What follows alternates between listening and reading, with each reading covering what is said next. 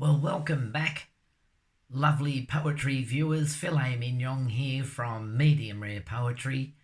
And if you watch my last video where I presented the poem Smell the Fear, I hinted that there may well be a sequel to this. So Donald Trump sent B-2 bombers over to Iran to bomb their nuclear sites. And then he crowed that it was a complete and utter success. There were echoes of "we have prevailed" running around in the background. Anyway, he hadn't. Nothing was really achieved. And he didn't stop anything from happening. He lied. Now, I know the President of the United States and the leader of the free world, give me strength, is not supposed to lie. But he did this time. So, of course, today's sequel poem describes the outcome of this prevailing bomb run. So I present to you Quell the Fear. Quell the Fear by Filet Mignon. Trump felt quite majestical, some know as egotistical. He boasted that Iran was on its knees. He'd flown across the pond, and now their nukes were truly bombed. This news gave many reasons to be pleased. But over in Iran, they'd gone and hired a moving van and emptied all their sites of vital stuff. See, Trump had given warning that in 2 weeks he'd be storming, but they knew this time the madman didn't bluff.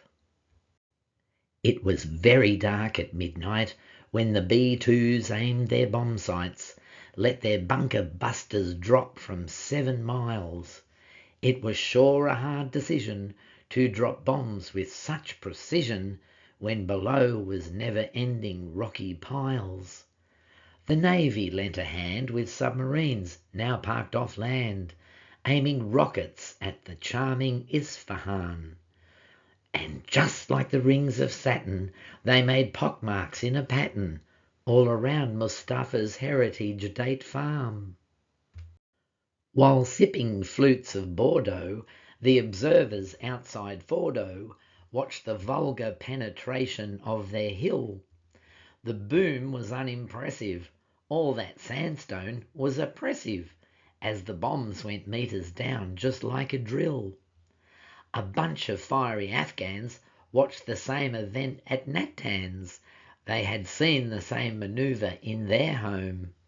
But this foe had been sent packing after years of regime stacking.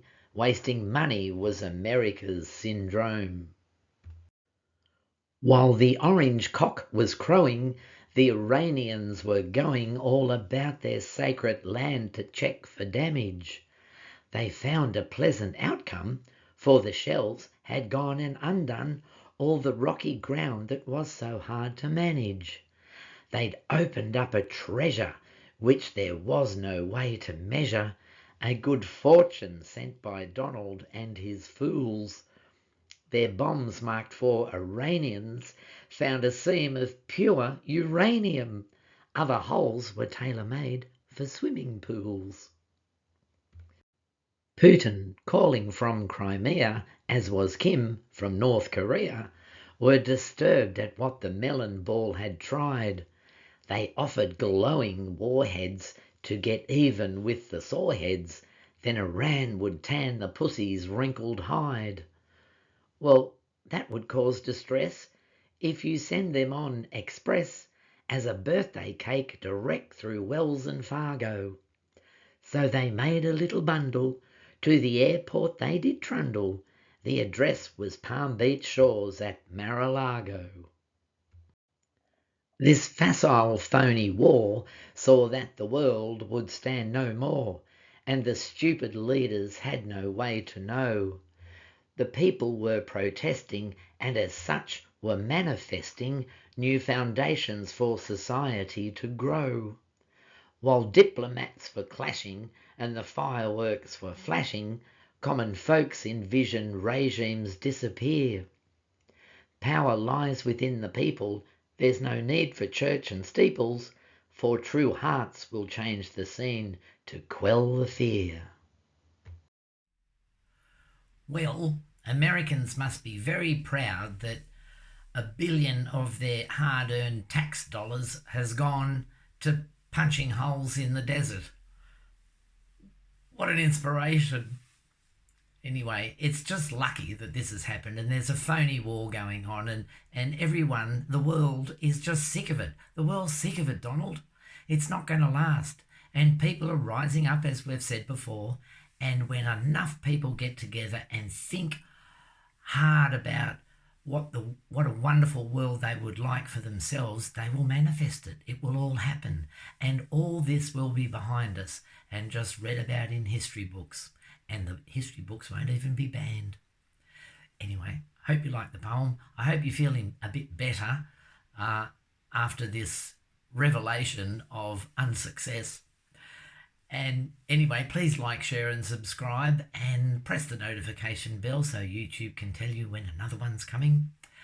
And I wish you a very happy day and bye-bye for now.